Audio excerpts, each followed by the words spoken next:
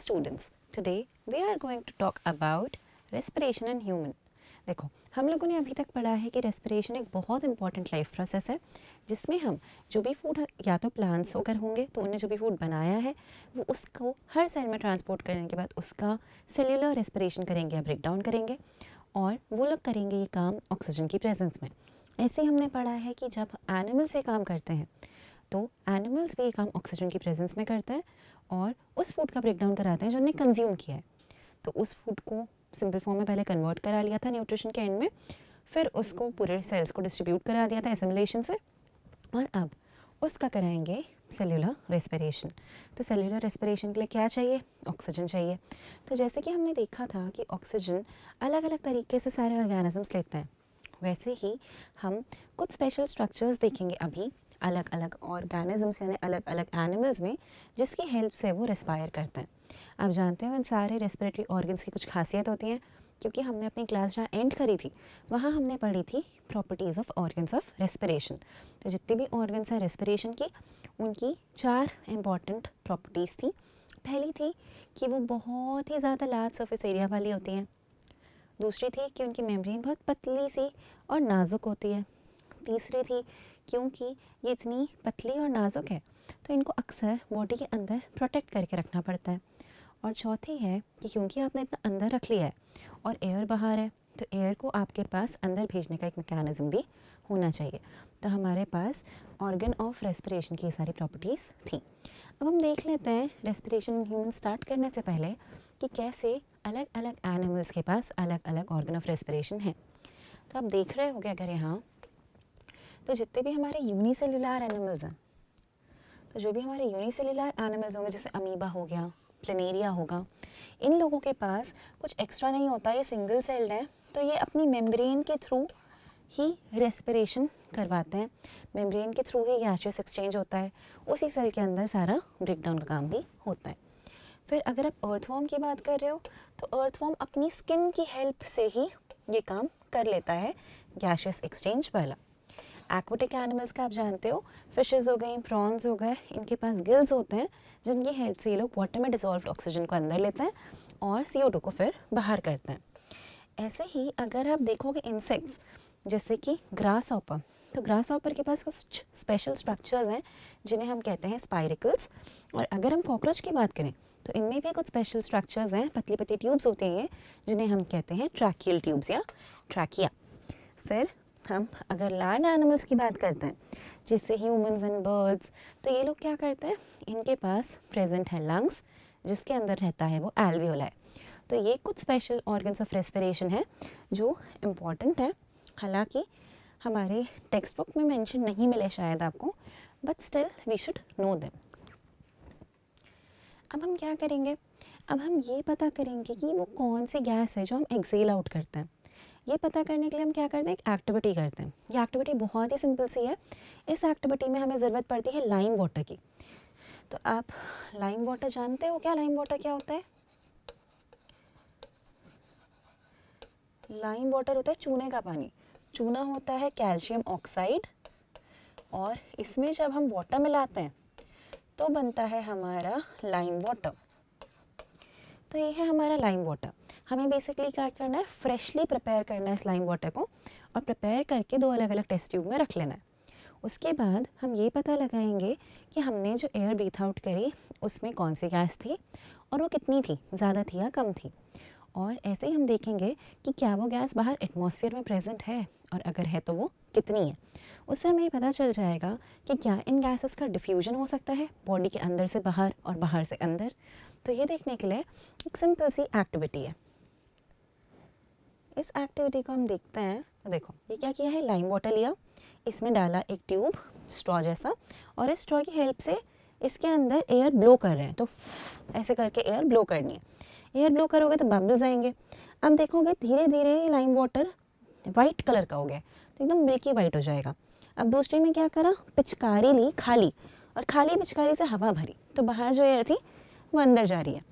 अब काफ़ी समय लग रहा है पर ये वैसा मिल्की वाइट नहीं हो पा रहा जैसा ये हुआ है, तो इसे मिल्की वाइट कन्वर्ट होने में काफ़ी टाइम लग रहा है, वेरास ये बहुत ज़्यादा जल्दी मिल्की वाइट टर्न हो गया था। तो ये जो एक्टिविटी है ये हमें ये बताती है कि भाई आप जो एयर ब्रीथ आउट करते हो उसमें एक ऐसी गैस प्रेजेंट है जिसका नाम है कार्बन डाइऑक्साइड। कार्बन डाइऑक्साइड जब लाइम वाटर के साथ रिएक्ट करती है तो वो उसे मिल्की कन्वर्ट करा देती है। और वहीं ये जो आपने दूसरा देखा इसमें भी CO2 है, पर CO2 बहुत कम है एयर में, इसीलिए इस टेस्ट ट्यूब को कंपैरेटिवली बहुत ज़्यादा टाइम लगेगा मिल्की वाइट होने में। वेयर हम जो एयर ब्रीथ आउट करते हैं उसमें मैक्सिमम कंसंट्रेशन होता है CO2 का, इसीलिए लाइम वाटर को बहुत क्विकली कन्वर्ट किया जा सकता है। तो ये लाइम वाटर के साथ जब हमारी ब्रीथ आउट करी हुई एयर रिएक्ट करती है तो बनता है एक स्पेशल कंपाउंड जिसका नाम है कैल्शियम कार्बोनेट।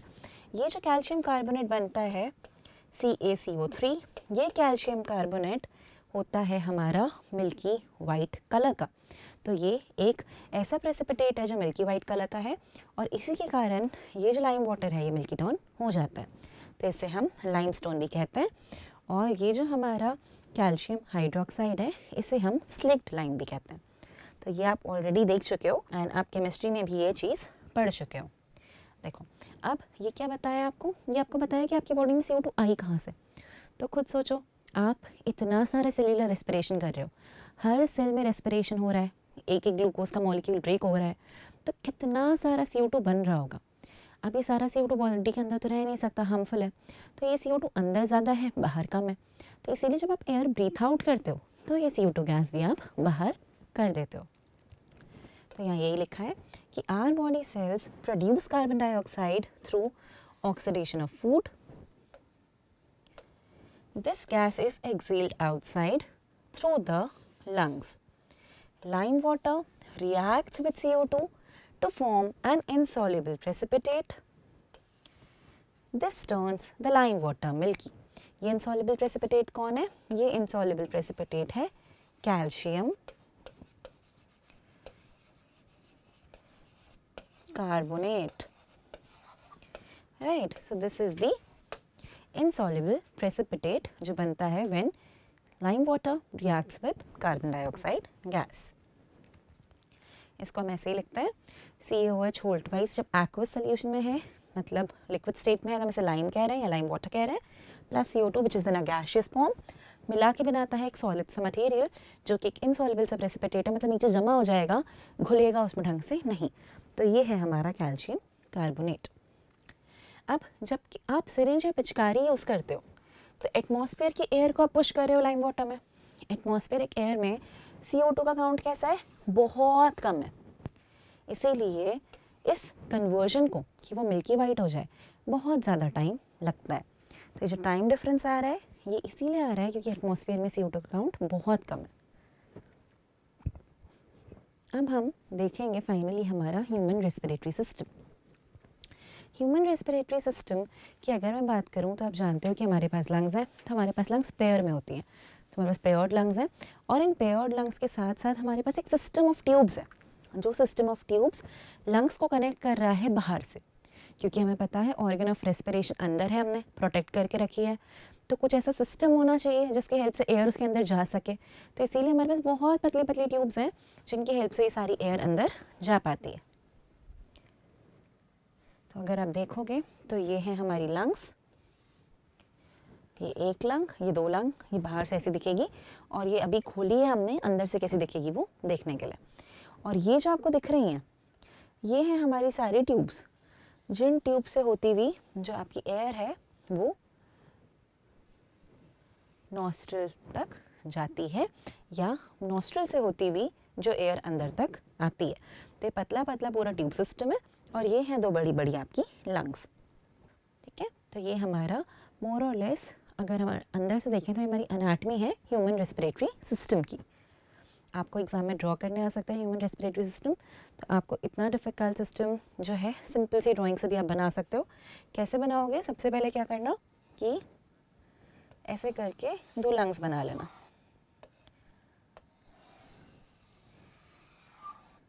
ठीक है। लंग्स बनाने के बाद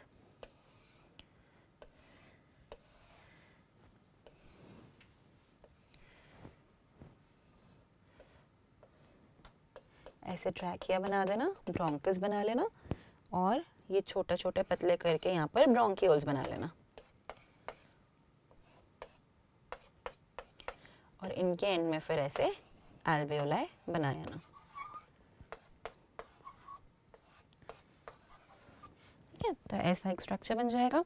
और ऊपर की चीज़ें बनाने के लिए क्या करना है, जैसे ट्रैकिया हो गया, तो अब यहाँ लैरिंग्स पैरिंग्स दिखाने के लिए बस इस तरीके से कुछ बना लेना, एक कॉमन ओपनिंग दिखा देना पैरिंग्स की, और यहाँ से नेज़ल चेम्बर होता हुआ हमारा नोज़, और ये हमारी नॉस्ट्रल्स। तो आप इतना सिंपल सा डायग्राम भी बना सकते हो, प्रोवाइडेड अगर आप सारे पार्ट्स ढंग से लेबल करो तो मार्क्स नहीं कटते हैं। अब हम एक एक पार्ट जान लेते हैं ताकि हम समझ सकें ये क्या है। देखो, पहला पार्ट क्या है, पहला पार्ट है नॉस्ट्रल्स। तो ये है हमारी नोज़, तो ये है हमारी नॉस्ट्रल्स, दो नॉस्ट्रल्स हैं, इन नॉस्ट्रल से ही एयर अंदर जा रही है। अंदर कहाँ जाएगी, ये जो रास्ता है नेज़ल पैसेज नाम का, जो अंदर पूरा पूरा ट्यूब है, वहाँ से नेज़ल चेम्बर में जा रही है एयर। तो यहाँ से एयर गई और अब ये अंदर जा रही है। तो ये एयर जब नेज़ल चेम्बर में जाती है तो नेज़ल चेम्बर में प्रेजेंट होता है बहुत सारे पतले पतले छोटे छोटे हेयर, और प्रेजेंट होता है एक म्यूकस का कोटिंग। तो ये जो म्यूकस का कोटिंग है, इसका काम है कि जितनी भी डस्ट है एयर में उसको ट्रैप करे। माइन्यूट हेयर्स का काम है कि वो सारी एयर को फ़िल्टर आउट करें कि कोई भी ऐसा पार्टिकल अंदर ना जाए जो अंदर लंग्स में नुकसान पहुंचा सके। तो ये सारी एयर को फ़िल्टर आउट करेंगे, उसको थोड़ा सा ह्यूमिडिफाई भी करेंगे, मतलब उसके टेम्परेचर को भी थोड़ा ऐसा करेंगे कि बॉडी के अंदर आसानी से जा सके। जैसे अगर हो सकता है बाहर अभी 40 डिग्री टेम्परेचर हो, ये भी हो सकता है कि बाहर जो भी टेम्परेचर है वो 7 डिग्री सेल्सियस हो, पर बॉडी के अंदर तो एक इंटरनल टेम्परेचर है जो कांस्टेंट है 37 के आसपास। तो ये एयर जो 7 डिग्री पर है, बॉडी को इसको थोड़ा वार्म करना पड़ेगा ताकि ये भी उतने टेम्परेचर के आसपास आ पाए और बॉडी के अंदर एंटर कर सकें। तो ये जो हमारा नेज़ल पैसेज है, ये तीनों काम कर रहा है। ये एयर को फ़िल्टर आउट कर रहा है, डस्ट पार्टिकल्स को ट्रैप कर रहा है, प्लस ये एयर को ह्यूमिडिफाई भी कर रहा है, मतलब उसे वार्मथ भी प्रोवाइड कर रहा है। तो ये हमारे नॉस्ट्रल्स और नेज़ल पैसेज का काम होता है। तो ये देखो, इस तरीके से ये एयर में आने वाले हार्मफुल चीज़ों को, जैसे कि वायरसेस, बैक्टीरिया, उसको भी ट्रैप कर लेता है और अंदर नहीं जाने देते। तो ये म्यूकस की लाइनिंग ने क्या करा है, इन सब को यहाँ पर ही अपनी लाइनिंग में ट्रैप कर लिया है ताकि ये अंदर तक ना जाए। तो ये हार्मफुल पार्टिकल्स को ट्रैप कर रहा है, साथ साथ जो हमारे हेयर थे वो डस्ट पार्टिकल्स वगैरह को फ़िल्टर आउट कर रहा है ताकि एयर में अंदर ना एंट्री लें। अब एयर यहाँ से नेज़ल चेम्बर से होती हुई जाती है फेरिंग्स में। फेरिंग्स मैं आपको पहले ही बता चुकी हूँ, कॉमन ओपनिंग है। तो फूड भी वहीं जा रहा है और एयर भी वहीं जा रही है। तो फूड कहाँ जाएगा, फूड वहाँ से जाएगा फूड पाइप में। एयर कहाँ जाएगी, एयर वहाँ से जाएगी लैरिंग्स में। तो ये आपने देखा, तो ये हमारी नॉस्ट्रल्स थी, ये हमारा नेज़ल चेम्बर है, यहाँ से एयर गई तो पहले आ गई फेरिंग्स में, फिर फेरिंग्स के बाद दो रास्ते थे। तो एयर जाएगी वहाँ से लैरिंग्स में, तो यहाँ से एयर आ रही है, यहाँ से एयर जाएगी पहले फेरिंग्स में। ऐसे ही आप माउथ से भी कई बार एयर इनहेल करते हो तो वो भी यहाँ फेरिंग्स में आ जाएगी। फेरिंग्स तक आने के बाद फूड का रास्ता अलग है और लैरिंग्स का रास्ता अलग है, क्योंकि लैरिंग्स में एयर को जाना है। तो यहाँ से ये जो एयर आ रही है, ये एयर एंटर करेगी अब यहाँ, ये है हमारा लैरिंग्स। लैरिंग्स को हम कहते हैं वॉइस बॉक्स, और वॉइस बॉक्स में वो तब जा पाएगी जब ये एपिग्लॉटिस ने इस एरिया को कवर ना किया हो। अगर एपिग्लॉटिस ने इस एरिया को कवर कर रखा है, कैसे, कुछ इस तरीके से कि उसने इसको बंद कर रखा है, उस वक्त पे फूड जो है वो यहाँ से फूड पाइप में जाता है। बट पूरे टाइम, बाकी पूरे टाइम भी एपिग्लॉटिस इसको कवर नहीं करता है और ये खुला रहता है और एयर यहाँ से लैरिंग्स में जाती है। तो लैरिंग्स हमारा वॉइस बॉक्स है। जब एयर अंदर जाती है बहुत सारे अलग अलग वाइब्रेशंस प्रोड्यूस करती है, जिसके कारण हम वॉइस जनरेट कर पाते हैं या बोल पाते हैं। तो pharynx a common passage for both food and air. Then we have epiglottis जो हमारे लैरिंग्स को कवर नहीं करेगा इस टाइम पे, इसीलिए नहीं करेगा so that air can enter inside the larynx. फिर एयर लैरिंग्स में एंटर करेगी जहाँ पर वाइब्रेशंस प्रोड्यूस होने के कारण नॉइज़ का प्रोडक्शन दिखेगा आपको या वॉइस का प्रोडक्शन दिखेगा। तो ये है हमारे कुछ पार्ट्स। और इसके बाद इस लैरिंग से होता हुआ एयर एंट्री लेता है ट्रैकिया में। अब ये ट्रैकिया क्या है, ये ट्रैकिया एक ऐसा ट्यूब जैसा स्ट्रक्चर आपको दिख रहा है, और ये ट्यूब आप देख रहे होगे तो ये ट्यूब एकदम स्मूथ नहीं है, इसमें यहाँ पर कुछ कार्टिलेजेस प्रेजेंट है जिन्हें हम कह रहे हैं ट्रैकियल कार्टिलेजेस। ये ट्रैकियल कार्टिलेजेस क्या करते हैं, ये ट्रैकियल कार्टिलेजेस हमारे ट्रैकिया को कोलैप्स होने से बचाते हैं। हमारा ट्रैकिया अगर एयर नहीं है तो पूरा पिचक ना जाए, एक दूसरे से चिपक ना जाए, इसको कोलैप्स ना करना कहते हैं। तो ये कोलैप्स ना हो जाए, ये इसीलिए उसको ये कार्टिलेज एक दूसरे से दूर दूर करके रखते हैं और उसको सपोर्ट प्रोवाइड करने का काम करते हैं। ट्रैकिया के बाद जो नेक्स्ट पार्ट आता है हमारा, वो पार्ट कहलाता है हमारा ब्रोंकाई। तो आप देखोगे कि ट्रैकिया दो पार्ट्स में डिवाइड होता है, राइट और लेफ़्ट। तो ये जो राइट और लेफ़्ट, अभी राइट और लेफ़्ट में उल्टा उल्टा क्यों बना रही हूँ, इसके बाद क्या होगा, ये ट्रैकिया यहाँ से आके डिवाइड होगा, ये ट्रैकिया डिवाइड होगा इनटू 2 ब्रोंकाई। अब ये 2 ब्रोंकाई में डिवाइड होगा, जिसमें से एक ब्रोंकाई होगा राइट और एक ब्रोंकाई होगा लेफ़्ट। अब मैंने राइट लेफ़्ट उल्टे बनाए, क्यों बनाए, इसीलिए बनाए क्योंकि बायोलॉजी में जब भी हम कोई डायग्राम पढ़ते हैं या कोई डायग्राम बनाते हैं तो हमेशा सामने वाले के रिस्पेक्ट में बनाते हैं। जैसे कि अगर मैं डॉक्टर हूँ और मेरे सामने कोई पेशेंट बैठा है तो मैं यहाँ से उसको देख रही हूँ, तो मेरा जो राइट है वो ऑटोमेटिकली उसका लेफ़्ट हो जाएगा। अभी मेरा ये राइट है पर उसके लिए तो ये वाला हिस्सा राइट है, इसीलिए हम जब डायग्राम बनाते हैं तो मैं कॉपी में डायग्राम बना ज़रूर रही हूँ पर मेरा जो राइट है वो मेरे डायग्राम का लेफ़्ट होगा, क्योंकि मैं सामने वाले को इमेजिन करके डायग्राम बनाती हूँ। तो हम सारे डायग्राम्स इसी तरीके से बनाते हैं, बायो में सारे डायग्राम्स ऐसे ही स्टडी किए जाते हैं, क्योंकि अब मैं इसके सामने खड़ी हूँ तो परफेक्ट हो गया, ये राइट और ये लेफ़्ट, राइट। देखो अब यहाँ से ये ट्रैकिया ब्रोंकाई में डिवाइडेड हुआ, ब्रोंकाई राइट और लेफ़्ट एंटर हो रहे हैं अब लंग्स में। तो लंग्स आप जानते हो हमारी ऑर्गन ऑफ रेस्पिरेशन है जिनके अंदर एल्वियोलाई प्रेजेंट है। तो ये लंग्स में जाने के बाद ब्रोंकाई और फर्दर डिवाइड होते हैं, काय में डिवाइड होते हैं और फर्दर डिवाइड होते हैं इनटू ब्रोंकियोल्स।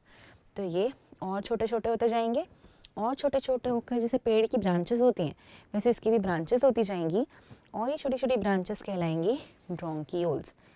इन ब्रोंकियोल्स के बाद आप ऐसा देख सकते हो कि ये ब्रोंकस था, ये ब्रोंकियोल है, और ये ब्रोंकस ब्रोंकियोल में डिवाइड कैसे होंगे तो वो भी देख लो। ये जैसे ब्रोंकस है जिसने एंट्री करी तो अब ये खुद टूटेगा पहले दो में। पहली बार जब टूटता है तो हम इसे कहते हैं प्राइमरी ब्रोंकियोल, फिर ये प्राइमरी ब्रोंकियोल और पतला होता है फिर दो में टूटता है तो हम इसे कहते हैं सेकेंडरी ब्रोंकियोल, फिर सेकेंडरी वाला और टूटता है तो जब ये और टूटता है तो हम इसे कहते हैं टर्शरी ब्रोंकियोल, और फिर टर्शरी ब्रोंकियोल के एंड में आपको मिलते हैं एल्वियोलाई। तो टर्शरी ब्रोंकियोल को इसीलिए हम रेस्पिरेटरी एल्वियोल भी कहते हैं। तो यहाँ पर आप देखो तो ये जहाँ जहाँ टर्मिनेट हो रहे हैं वहाँ पर हमारे बलून शेप एल्वियोलाई मिलेंगे आपको। और क्योंकि मैंने आपको बताया कि ये सब कहाँ हो रहा है, ये सब लंग्स के अंदर हो रहा है, तो हमें पता होना चाहिए लंग कहाँ है। तो लंग हमारी यहाँ है थोरैसिक कैविटी में। थोरैसिक कैविटी जो है हमारी वो बाहर उसके प्रेजेंट है हमारी रिब्स। तो रिब केज के अंदर हमने इनको वेल प्रोटेक्ट करके रखा हुआ है। बहुत सारी रिब्स के अंदर हमारी दोनों लंग्स प्रेजेंट हैं। लंग्स के बाहर एक मेम्ब्रेन भी होती हैं जिन्हें हम कहते हैं प्लूरल मेम्ब्रेन, और इन प्लूरल मेम्ब्रेन के बाद फिर अंदर लंग्स होती हैं जो अगेन अंदर से ऐसे डिवाइडेड है। अंदर आपको उनके बहुत सारे ब्रोंकाई, ब्रोंकियोल्स और एल्वियोलाई मिलने वाले हैं। तो ये है हमारा लंग का डायग्राम अंदर से, और ये कि बाहर से आपको कैसा दिखेगा। अब आखिरी चीज़ क्या आ रही थी, एल्वियोलाई आ रहे थे। कहाँ आ रहे थे, वहाँ आ रहे थे जहाँ पर आखिरी बार हमारा ब्रोंकियोल स्प्लिट हुआ था। तो जो ब्रोंकियोल सेकेंडरी वाला स्प्लिट हुआ टर्शरी में, तो टर्शरी के एंड में आपको मिलेंगे एल्वियोलाई। एल्वियोलाई क्या होता है, एल्वियोलाई बलून टाइप के स्ट्रक्चर्स होते हैं जिनके अंदर बहुत ज़्यादा फैलने की कैपेसिटी है। तो ये जो हमारे एल्वियोलाई हैं ये हाईली स्ट्रेचेबल है और इनका बहुत लार्ज सरफेस एरिया होता है। तो ये कुछ इस तरीके से आपको दिखता है और ये पूरी लंग्स को भर के रखते हैं। इन्हीं एल्वियोलाई में एयर जाती है और इन्हीं की वॉल्स को क्रॉस करके गैसेस के बीच में डिफ्यूजन होता है। तो एल्वियोलाई आपको दिखाई देगा ब्रोंकियोल के एंड में। तो एल्वियोलाई वो एक्चुअल साइट है जहाँ पर जो गैस अंदर जा रही है उन गैसेस के बीच में एक्सचेंज होना है। तो आपके ब्लड में कुछ गैस होगी जो ब्लड की हेल्प से बाहर आएगी एल्वियोलाई में, और एल्वियोलाई में जो गैस है वो ब्लड में जाएगी। तो इसीलिए जो हमारे एल्वियोलाई होते हैं इसीलिए जो हमारे एल्वियोलाई हैं, जैसे हमारा एल्वियोलाई है, इसीलिए जो हमारे एल्वियोलाई हैं ये ब्लड वेसल से सराउंडेड होते हैं। तो ये ब्लड वेसल है और ये एल्वियोलाई है। अब आप एल्वियोलाई को देखोगे तो एल्वियोलाई की खुद की वॉल बहुत ही थिन होती है, एक सिंगल लेयर ऑफ सेल की बनी होती है ताकि गैसेस आसानी से डिफ्यूजन कर सकें। फिर एल्वियोलाई के बाद ब्लड कैपिलरी डायरेक्ट कभी नहीं होती, हमेशा एपिथेलियल टिश्यू के बाद एक बेसमेंट टिश्यू होता है या बेसमेंट मेम्ब्रेन होता है, जिसके बाद आता है हमारा कनेक्टिव टिश्यू। तो अगर आप देख रहे हो तो ये एल्वियोलाई जो है ये एपिथेलियल टिश्यू का बना हुआ है, इसमें पतले पतले स्क्वैमस सेल्स होते हैं। तो इन स्क्वैमस सेल्स के बाद यहाँ पर बीच में प्रेजेंट होगा बेसमेंट मेम्ब्रेन। तो बेसमेंट मेम्ब्रेन भी पतला सा है और बेसमेंट मेम्ब्रेन के बाद प्रेजेंट है हमारी ब्लड वेसल। तो ये जो हमारी ब्लड वेसल है ये भी वही पतली वाली ब्लड वेसल है, मतलब ये है कैपिलरी। तो कैपिलरी भी एक सिंगल सेल थिक होती है। तो किसी भी चीज़ को 3 लेयर्स को क्रॉस करना पड़ता है। ये 3 लेयर्स क्या हैं? ये 3 लेयर्स हैं कि पहली लेयर जो कि है हमारी एल्वियोलाई की वॉल, दूसरी लेयर जो कि है हमारी बेसमेंट मेम्ब्रेन और तीसरी है हमारी ब्लड की कैपिलरी। तो कैपिलरी की वॉल यानी कि एंडोथीलियम। तो सबसे पहले एपिथेलियल लाइनिंग को क्रॉस किया जो एल्वियोलाई में है, फिर क्रॉस किया बेसमेंट मेम्ब्रेन को, फिर क्रॉस किया एंडोथीलियम मतलब कैपिलरी की वॉल को, और वो गैस यहाँ से अंदर आ गई। अब यहाँ से अंदर कौन सी गैस आएगी? जो एयर में ज़्यादा है। तो जो भी गैस एयर में ज़्यादा है उसको अंदर भेजना है, और जो भी गैस ब्लड में ज़्यादा होगी वो निकल के एल्वियोलाई में जाएगी। तो इसको हम मैकेनिज्म ऑफ गैसियस एक्सचेंज भी कहते हैं, जो हम आगे देखेंगे। अभी हमें ये पता होना चाहिए कि हम ऐसा क्या करते हैं कि बाहर की एयर अंदर आ पाती है या अंदर की एयर बाहर जा पाती है। तो ये जो है इनहेल और एक्सहेल ये कहलाता है हमारा ब्रीथिंग। तो आप जानते हो इनहेल करना यानी एयर को अंदर लेना, एक्सहेल करना यानी एयर को बाहर करना। तो जब भी आप इनहेल कर रहे हो, what you are actually doing is आप बाहर की एयर को अंदर ले रहे हो। तो आप एक ऐसा प्रेशर बिल्ड करते हो अपने थोरैसिक कैविटी में कि बाहर से अंदर गैस एंट्री कर पाए। तो आप क्या करोगे? वॉल्यूम और प्रेशर में चेंजेस लाओगे, जिसके कारण एक ग्रेडियंट बिल्ट हो कि गैसेस डिफ्यूज़ होना चाहें। तो डिफ्यूज़ होने से पहले वो अंदर आए पूरी की पूरी एयर, ये इम्पॉर्टेंट है। तो हम क्या करते हैं, हम सबसे पहले हमारा जो थोरैसिक चेम्बर है या हमारे जो लंग की जगह है उसको इस तरीके से कन्वर्ट करते हैं कि एयर हम अंदर ले सकें। तो आप क्या करोगे? अभी जैसे आपकी लंग्स हैं तो आपने देखा था कि आपको नीचे एक डायफ्राम जैसा दिख रहा था कुछ, और यहाँ पर ऊपर आपको आपकी लंग दिखाई दे रही। हम क्या बात कर रहे हैं अब हम ये जानेंगे कि ब्रीथ इन और ब्रीथ आउट का प्रोसेस होना है। तो ये ब्रीथ इन या ब्रीथ आउट का प्रोसेस कराने के लिए ज़रूरी होता है हमें डायफ्राम। अब ये डायफ्राम कहाँ होता है? ये डायफ्राम प्रेजेंट होता है ऐसे नीचे। तो ये मसल का बैंड जैसा कुछ है, और डायफ्राम के जस्ट ऊपर यहाँ पर प्रेजेंट है आपकी लंग्स। ठीक है, तो ये है आपकी लंग्स। तो डायफ्राम का कुछ ऐसा मूवमेंट कराना पड़ेगा, साथ साथ मूवमेंट करवाना पड़ेगा इंटरकॉस्टल मसल से। इंटरकॉस्टल मसल्स प्रेजेंट होती हैं रिब के बीच में। तो वो इंटरकॉस्टल मसल्स कुछ मूवमेंट कराए कि डायफ्राम कुछ मूवमेंट करे, ऐसे मूवमेंट करे कि जो हमारी लंग की वॉल्यूम है वो हम इंक्रीज़ कर सकें। तो ये करने के लिए होता क्या है कि जैसे ही आप ब्रीथ इन कर रहे होते हो उस टाइम पे जो आपका रिब केज है, जो इंटरकॉस्टल मसल्स यहाँ प्रेजेंट हैं, वो आपके रिब केज को मूव कराती हैं आगे की तरफ। तो हम ब्रीथ इन करेंगे अगर, तो आप देखते हो हमारा चेस्ट जो है वो एक्सपैंड करता है। तो एक्सपैंड कर रहा है मतलब आगे की तरफ बढ़ रहा है। तो जब ये आगे की तरफ बढ़ता है तो क्या होता है, अंदर जगह बनती है। जगह बनेगी तो एयर अंदर जा पाएगी क्योंकि लंग्स को फूलना पड़ेगा, एल्वियोलाई फूलेंगे। तो लंग्स के पास अगर फूलने की जगह ना हो तो वो तो हड्डी में टकराएगी और ख़त्म। तो ये तो हमें करना नहीं है। तो हमें क्या करना है? जगह बढ़ा के देनी है। तो ये रिब केज इसी का काम कर रहा है। इंटरकॉस्टल मसल है यहाँ। जैसे ही आप ब्रीथ इन करते हो इंटरकॉस्टल मसल्स फॉरवर्ड मूव करती हैं और इस डायरेक्शन में आपके लिए जगह बढ़ाती हैं। फिर दूसरी चीज़ जगह कैसे बढ़ेगी? जगह ऐसे बढ़ेगी कि ये जो हमारा डोम शेप का डायाफ्राम था, ये डायाफ्राम का जो एक्चुअल शेप है ये है ऐसा डोम शेप। ये जो डायाफ्राम है ये अपने आप को मूव करता है और इस तरीके से मूव करता है कि ये थोड़ा फ्लैट हो जाए। तो ये अभी ऐसे डोम शेप का था, अपने आप को फ्लैट कर लेता है। ये जैसे ही डोम शेप से फ्लैट होता है इतनी जगह और बढ़ जाती है। तो ये जो जगह बढ़ी, ये जगह भी हेल्प कर रही है आपकी ब्रीथ इन करने में। तो इनहेल करते टाइम या इंस्पायर करते टाइम दो चीज़ें कर रहे हो आप, रिब्स को एक्सपैंड कर रहे हो अप एंड आउटवर्ड, और आपका डायफ्राम कॉन्ट्रैक्ट कर रहा है और स्ट्रेटन हो जा रहा है। वहीं जब आप एक्सहेल आउट करोगे तो आप क्या करोगे, अपनी रिब्स को बैकवर्ड मूव कराओगे। आपको अंदर इस तरीके से प्रेशर बिल्ड करना पड़ेगा कि एयर बाहर है, तो आप वापस से धक्का मारोगे इसको, तो रिबकेज वापस पीछे जाएगा, लंग्स के ऊपर प्रेशर बिल्ड करेगा और एयर जो है वो बाहर एक्सपेल होकर आ जाएगी। तो ये पीछे जाएगा, डायफ्राम वापस अपनी जगह पे जाएगा और अंदर प्रेशर बढ़ने के कारण एयर एक्सहेल आउट हो जाएगी। तो ये जो मैकेनिज्म है ये कहलाता है द मैकेनिज्म ऑफ ब्रीथिंग। तो आपसे 3 मार्क क्वेश्चन पूछेंगे मैकेनिज्म ऑफ ब्रीथिंग क्या होता है। So you should be very well versed with this कि मैकेनिज्म ऑफ ब्रीथिंग के 2 पार्ट्स हैं, इनहेलेशन एंड एक्सहेलेशन या इंस्पिरेशन एंड एक्सपिरेशन। इनहेलेशन के टाइम आपको रिबकेज को फॉरवर्ड मूव कराना है, डायफ्राम को कॉन्ट्रैक्ट करके फ्लैट कर देना है, so that the volume increases and the pressure decreases, ताकि बाहर की एयर अंदर आ सके। On the other hand exhale करते टाइम आपको अंदर प्रेशर बिल्ड करना है, सो रिबकेज को वापस पीछे मूव कराओ, डायफ्राम को वापस से डोम शेप का कर दो। अब अंदर जगह कम हो गई है तो इसीलिए एयर एक्सहेल आउट होकर बाहर आ सकती है, क्योंकि अंदर प्रेशर बिल्ट हो गया है, तो हाई प्रेशर से लो प्रेशर एयर मूव कर जाएगी। तो this is mechanism of breathing for us. तो इसमें यहाँ यही लिखा है कि डायफ्राम क्या है। डायफ्राम एक ऐसा मेम्ब्रेन है जो सेपरेट करता है हमारे थोरैसिक चेम्बर को हमारी अब्डोमिनल कैविटी से। तो ये थोरैसिक चेम्बर है, नीचे पेट वाली जो कैविटी है वो अब्डोमिनल कैविटी है। तो डायफ्राम ऊपर की लंग्स को नीचे के स्टमक वाले एरिया से अलग करके रख रहा है। जब डायफ्राम मूव करता है तो हमारी लंग्स एक्सपैंड करती हैं और हम एयर इनहेल करते हैं। तो डायफ्राम कहाँ मूव कर रहा है, डायफ्राम कॉन्ट्रैक्ट कर रहा है।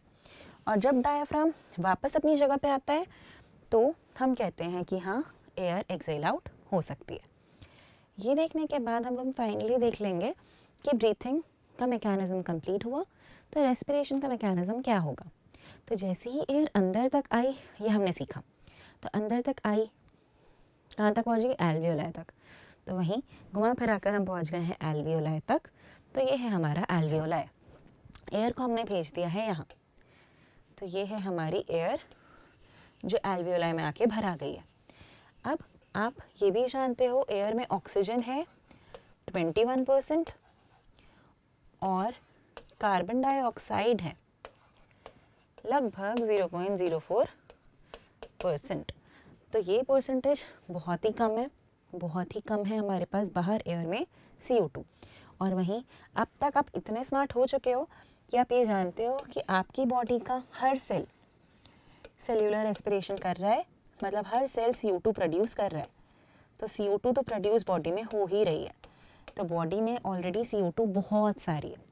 तो हम क्या करते हैं, हम 2 डिस्टिंक्ट कलर से इनको ड्रॉ करते हैं ताकि हमारे लिए बताना ईजी हो। तो हम CO2 को ब्लू कलर से ड्रॉ कर रहे हैं यहाँ, और O2 को ड्रॉ करेंगे अभी हम यहाँ रेड कलर से। तो क्या हो रहा है, ब्लड में CO2 है बहुत सारी, तो ब्लड CO2 को ले लेकर आ रहा है। जैसे ही यहाँ आता है ब्लड देखता है, जैसे ही ब्लड यहाँ आता है CO2 यहाँ ज़्यादा है यहाँ कम है। तो ये जैसे ही इनको फील होता है कि अच्छा हमारे पास एक ग्रेडियंट का डिफरेंस है, ये CO2 यहाँ से निकल के एल्वियोलाई में एंट्री ले लेती है, तो डिफ्यूजन होता है और CO2 डिफ्यूज़ आउट हो जाती है। ऐसे ही एयर में प्रेजेंट थी बहुत सारी ऑक्सीजन, तो क्योंकि एयर में बहुत सारी O2 थी तो ये O2 अंदर की तरफ डिफ्यूज़ होती है, तो ये यहाँ से चली जाती है ब्लड में। अब ये ब्लड जब जाएगा तो ये हो चुका है ऑक्सीजनेटेड, ये अपने साथ ऑक्सीजन रिच ब्लड बन चुका है। अब ये जो ब्लड यहाँ से जाएगा ये हो चुका है ऑक्सीजन रिच, और ये जो ऑक्सीजनेटेड या ऑक्सीजन रिच ब्लड है ये हर सेल को सप्लाई कर दिया जाएगा। तो ब्लड अपने साथ इस ऑक्सीजन को लेके जा रहा है और हर सेल को दे देगा, ताकि सारे सेल्स इस ऑक्सीजन को फिर से यूज़ करें और वापस से पूरा का पूरा सेल्यूलर रेस्पिरेशन करा पाएँ।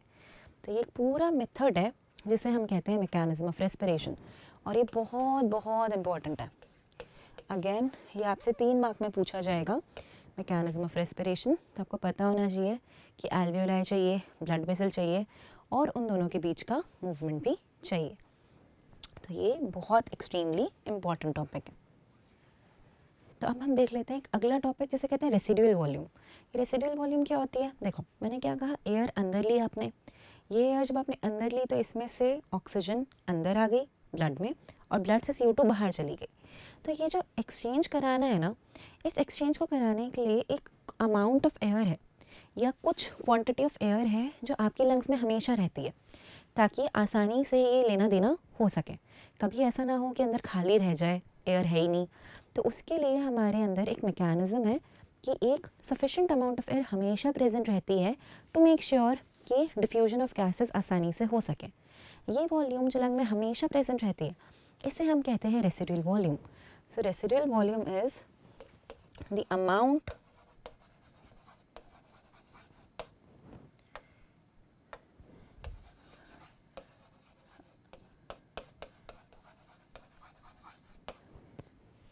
present in the lungs, rather always present in the lung लिख देती हूँ,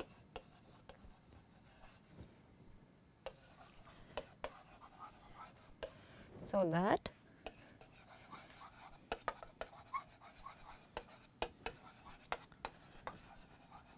diffusion of gases can take place। ठीक है, तो ये रेसिडुअल वॉल्यूम कहलाती है। ये जो वॉल्यूम है एयर की जो हमेशा लंग्स में रहने वाली है, इसकी वैल्यू होती है लगभग 1100 से 1200 ml।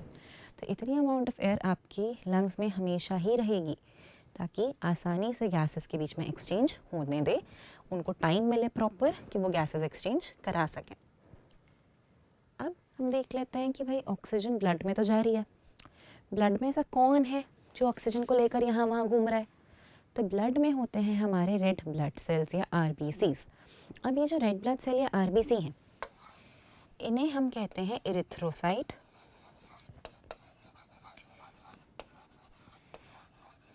ये ब्लड में मिलने वाले सेल्स होते हैं।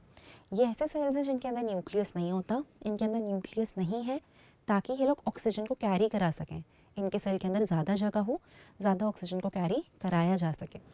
तो red blood cells red colour के इसीलिए दिखते हैं क्योंकि उनके अंदर एक हीमोग्लोबिन कंटेनिंग कंपाउंड प्रेजेंट है जिसका नाम है हीमोग्लोबिन। तो हीमोग्लोबिन इनके अंदर प्रेजेंट होता है। ये आयरन कंटेनिंग कंपाउंड है इसलिए रेड कलर का दिखता है और इसे हम कहते हैं रेस्पिरेटरी पिगमेंट। तो ये RBCs को जो रेड कलर है वो इन्हीं हीमोग्लोबिन ने दिया है और इसे रेस्पिरेटरी पिगमेंट इसीलिए कह रहे हैं क्योंकि ये रेस्पिरेशन में हेल्प करता है। कैसे हेल्प करता है? हर एक हीमोग्लोबिन मॉलिक्यूल अपने साथ 4 ऑक्सीजन को कंबाइन करा सकता है। ये ऑक्सीजन और हीमोग्लोबिन जब कंबाइन करते हैं तो हम कहते हैं ऑक्सी हीमोग्लोबिन बनाए। तो ये दोनों कंबाइन करेंगे और इनके कॉम्बिनेशन से जो बन रहा है वो है ऑक्सी हीमोग्लोबिन। और ये ऑक्सी हीमोग्लोबिन के फॉर्म में ऑक्सीजन बॉडी के हर पार्ट तक ट्रैवल करेगी क्योंकि ब्लड एक फ्लूइड कनेक्टिव टिश्यू है, ब्लड फ्लो कर रहा है, साथ में RBCs को भी फ्लो करा रहा है। तो फ्लो करते करते हर पार्ट तक ये ऑक्सी हीमोग्लोबिन जाएगा। जैसे ये टिश्यूज़ के पास पहुँचेगा, टिश्यूज़ के अंदर ऑक्सीजन नहीं है, CO2 है, तो वहाँ पर हीमोग्लोबिन से ऑक्सीजन अलग हो जाएगी, डिसोसिएट हो जाएगी और ऑक्सीजन निकल के चला जाएगा टिश्यू में। और टिश्यू में जो CO2 प्रेजेंट था वो निकल के आ जाएगा ब्लड में। तो इसी तरीके से आप यहाँ देख सकते हो लंग्स में गैसेस एक्सचेंज हुआ, ऑक्सीजन आई, ये जो ऑक्सीजन है ये रेड ब्लड सेल्स ने ली, ब्लड की हेल्प से फिर ये सारी ऑर्गन्स को दे दी गई, ऑर्गन्स ने टिश्यूज़ ने ले लिया और इनने क्या बना रखा था? इनने CO2 बना रखा था, तो इनने वो CO2 दे दिया। अब वो थोड़ी बहुत CO2 RBCs की हेल्प से ट्रांसपोर्ट हो जाती है पर major amount of CO2 RBCs की हेल्प से ट्रांसपोर्ट नहीं हो सकती। तो उसे ट्रांसपोर्ट कराता है ब्लड का फ्लूइड पार्ट जो कि है ब्लड का प्लाज्मा या ब्लड का लिक्विड पोर्शन। तो CO2 ब्लड में डिसॉल्व हो जाती है, सॉल्युबल गैस है तो आसानी से घुल के ट्रांसपोर्ट होगी, पर ऑक्सीजन सॉल्युबल नहीं है तो ऑक्सीजन ट्रैवल करेगी ऑक्सी हीमोग्लोबिन के फॉर्म में ही। तो ये हमारी 2 मेजर गैसेस हैं और उनका मेजर ट्रांसपोर्ट का तरीका है। अब आपकी बॉडी में जो हीमोग्लोबिन है एक अडल्ट में हीमोग्लोबिन होना चाहिए लगभग 12 से 18 ग्राम पर डेसीलीटर। तो 12 से 18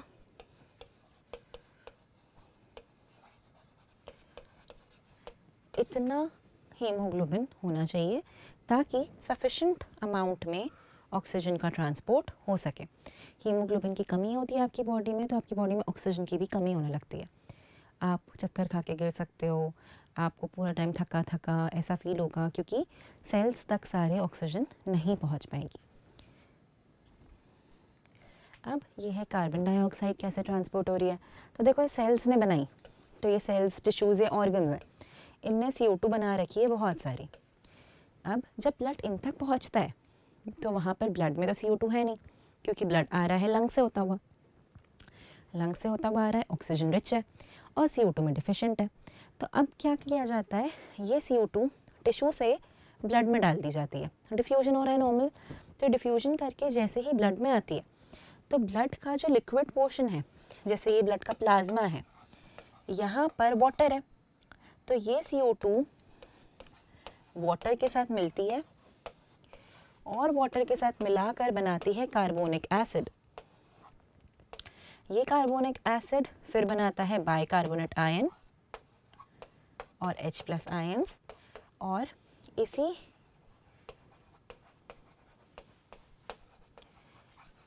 बाइकार्बोनेट आयन के फॉर्म में मैक्सिमम CO2 ट्रांसपोर्ट की जाती है। तो हमारी बॉडी में जो CO2 का ट्रांसपोर्ट होता है वो होता है ब्लड में डिज़ोल्व होकर प्लाज्मा के अंदर, और डिज़ोल्व किस फॉर्म में होती है, मैक्सिमम बाइकार्बोनेट के फॉर्म में। फिर डिज़ोल्व होकर तो ये पूरी घुल गई, डायरेक्ट घुल के चली जाए या तो कार्बोनिक एसिड टाइप्स, या तो क्या करे, या तो डिज़ोल्व होने के बाद प्लाज्मा में जाए या तो RBC उसको कैरी करे। तो 3 तरीके से जा सकती है, पर मैक्सिमम सॉल्युबल है इसीलिए डिज़ोल्व होकर जाती है, या फिर इस तरह से बाइकार्बोनेट के फॉर्म में भी जा सकती है। तो CO2 का ट्रांसपोर्ट ऐसे ही कराया जाएगा। अब देखो आपने एक चीज़ और देखी होगी, क्या देखी होगी, जब भी कभी हम किसी ऐसी जगह पर रहते हैं जहाँ पर बहुत स्मोक है, बहुत पोल्यूशन है, तो बॉडी में प्रॉब्लम होने लगती है। कैसी प्रॉब्लम, ऐसी प्रॉब्लम कि आपकी बॉडी सफोकेट फील करने लगती है, आपको ऐसा लगता है ब्रीथ नहीं कर पा रहे, घबराहट हो रही है, बेचैनी हो रही है। तो ये घबराहट, बेचैनी, सफोकेशन ये क्यों है, ये इसीलिए है क्योंकि एयर में प्रेजेंट है बहुत सारी हार्मफुल गैस जिसका नाम है कार्बन मोनोऑक्साइड। ये जो कार्बन मोनोऑक्साइड है ये हमारे लिए बहुत हार्मफुल है, CO2 के कंपैरिजन में 10 गुना 20 गुना ज़्यादा। क्यों ऐसा, इसीलिए क्योंकि बहुत कम CO2 हीमोग्लोबिन के साथ ट्रैवल करना चाहती है। CO2 तो ब्लड के प्लाज्मा में ट्रैवल कर लेगी, पर ये जो कार्बन मोनोऑक्साइड है इसको भी हीमोग्लोबिन ही चाहिए, और हीमोग्लोबिन भी ज़्यादा अगर किसी से अट्रैक्टेड है तो वो कार्बन मोनोऑक्साइड ही है। तो आप हीमोग्लोबिन को तो ऑप्शन दोगे कि भाई तुम चूज़ कर लो ऑक्सीजन चाहिए या CO, मतलब कार्बन मोनोऑक्साइड, तो हमेशा कार्बन मोनोऑक्साइड को प्रेफर करेगा। और अगर आपकी बॉडी में हीमोग्लोबिन ऑक्सीजन को छोड़ दे और कार्बन मोनोऑक्साइड को प्रेफर करे तो आपकी बॉडी में ऑक्सीजन का ट्रांसपोर्ट रुक जाएगा। इसीलिए हम कहते हैं कार्बन मोनोऑक्साइड जो एक पल्यूटेंट है ये हमारे लिए सबसे ज़्यादा हार्मफुल है, क्योंकि सबसे ज़्यादा हमें ही नुकसान पहुंचा रही है, क्योंकि हमारी बॉडी में ऑक्सीजन का ट्रांसपोर्ट रोक देगी। ब्रेन तक ऑक्सीजन नहीं पहुंचेगी, हमारे सेल्स की डेथ हो जाएगी क्योंकि एनर्जी प्रोडक्शन बंद हो जाएगा। तो यहाँ क्या हुआ, जैसे ही इस लेडी ने दोनों चीज़ें इनहेल करी ऑक्सीजन के साथ कार्बन मोनोऑक्साइड, तो ये दोनों ब्लड में गई। ब्लड में जाने के बाद दोनों एल्वियोलाई से होती हुई ब्लड में जा रही हैं। जैसे ही गई ऑक्सीजन ने क्या कोशिश करी कि वो हीमोग्लोबिन के साथ मिलकर ऑक्सी हीमोग्लोबिन बनाए, पर कार्बन मोनोऑक्साइड ने क्या किया, उसको नहीं कंबाइन करने दिया, उसकी जगह खुद कंबाइन कर लिया हीमोग्लोबिन से और बना लिया कार्ब ऑक्सी हीमोग्लोबिन। ये जो कार्ब ऑक्सी हीमोग्लोबिन बना उसके कारण आपकी बॉडी ने ऑक्सीजन को ठुकरा दिया। हीमोग्लोबिन ने ऑक्सीजन को लेने से मना कर दिया, उसने कहा मैं तो कार्बन मोनोऑक्साइड को ट्रांसपोर्ट करूँगा। तो जब ये चीज़ ज़्यादा हो जाए तो इवेंचुअली ऑर्गेनिज्म की डेथ हो सकती है। क्यों हो सकती है, कार्बन मोनोऑक्साइड पॉइजनिंग के कारण। तो इसीलिए हमें जो भी हम पॉल्यूशन कॉज कर रहे हैं, जो भी हम व्हीकल्स के थ्रू इस गैस को एलिमिनेट करा रहे हैं, हमें इस चीज़ पे चेक और कंट्रोल रखना बहुत इंपॉर्टेंट है। अब इसके बाद जो आपको नेक्स्ट चीज़ पता होनी चाहिए वो है रेट ऑफ ब्रीथिंग, कि हम 1 मिनट में कितनी बार ब्रीथ करते हैं। काउंट करके देखना, घड़ी से देख सकते हो, ठीक है, 12 से 12 1 मिनट, उसमें काउंट करो कि कितनी बार ब्रीथ इन और ब्रीथ आउट किया। तो एक ब्रीथ इन और ब्रीथ आउट मिलाकर 1 ब्रेथ होता है। तो ऐसे दोनों चीज़ें मिलानी है। तो अगर जब आप शांति से इसको कैलकुलेट करोगे तो आपको समझ आएगा कि हम लगभग 12 से 16 टाइम्स ब्रीथ करते हैं पर मिनट। तो हम 1 मिनट में लगभग 12 से 16 बार ब्रीथ इन ब्रीथ आउट करते हैं, मतलब एक ब्रेथ कंप्लीट करते हैं। तो हम 1 मिनट में अगर 12 से 16 बार ब्रीथ इन ब्रीथ आउट कर रहे हैं, बट एक्सरसाइज जब करते हैं या अचानक से सीढ़ियाँ चढ़ के आते हैं तो क्या होता है, हम हाफ रहे होते हैं, हमें ऐसा लगता है कि हमसे सांस नहीं लेते बन रही है, हमें और ऑक्सीजन चाहिए, तो हम जल्दी जल्दी ब्रीथ इन करने की कोशिश करते हैं। ये क्यों हो रहा है? ये इसलिए हो रहा है क्योंकि आपकी बॉडी में सिग्नल है कि भाई CO2 बहुत ज़्यादा बन गई है, प्लीज़ इसे बाहर निकालो। हमारी बॉडी CO2 के कंसनट्रेशन को लेकर बहुत स्ट्रांगली रिएक्ट करती है। उसे ये मतलब नहीं है ऑक्सीजन कम है या ज़्यादा है, बट ये ज़रूर मतलब है कि CO2 ज़्यादा तो नहीं है कहीं। जैसे ही CO2 ज़्यादा होती है, ब्रेन से एक सिग्नल आता है और ये सिग्नल आपकी बॉडी के सारे ऑर्गन्स को बताता है कि चीज़ें इस तरीके से करो कि हम रेट ऑफ ब्रीथिंग बढ़ा सकें और जितनी CO2 हो सके जितने जल्दी उसे एलिमिनेट कर पाएँ। तो ये प्रोसेस जैसे ही होगा, हमारे ब्रेन में प्रेजेंट होते हैं 2 सेंटर्स। एक जो मेजर सेंटर है वो होता है मेड्यूला में, मेड्यूला ओब्लोंगेटा में, मतलब हाइंड ब्रेन में।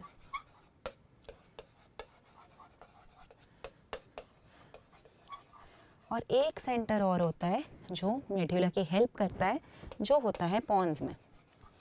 तो ये है हमारा मेड्यूला ओब्लोंगेटा। मेड्यूला ओब्लोंगेटा में हमारा मेजर सेंटर प्रेजेंट है, जिसे हम कहते हैं respiratory rhythm centre. Respiratory rhythm centre के कारण ही हम अपना ब्रीथिंग और ब्रीथ आउट का रेट ऑल्टर कर पाते हैं, जिसमें हेल्प करते हैं उसके पॉन्स। और पॉन्स में प्रेजेंट होते हैं फिर से 2 सेंटर्स, नीमोटॉक्सिक और एपोमिस्टिक सेंटर्स। आपको बिल्कुल इन नामों की टेंशन नहीं लेनी है, आपको बस इतना याद रखना है कि ब्रेन में हाइंड ब्रेन का पार्ट है मेड्यूला, जिसका मेजर काम है रेस्पिरेशन कंट्रोल करना, और इसकी हेल्प करता है पॉन्स।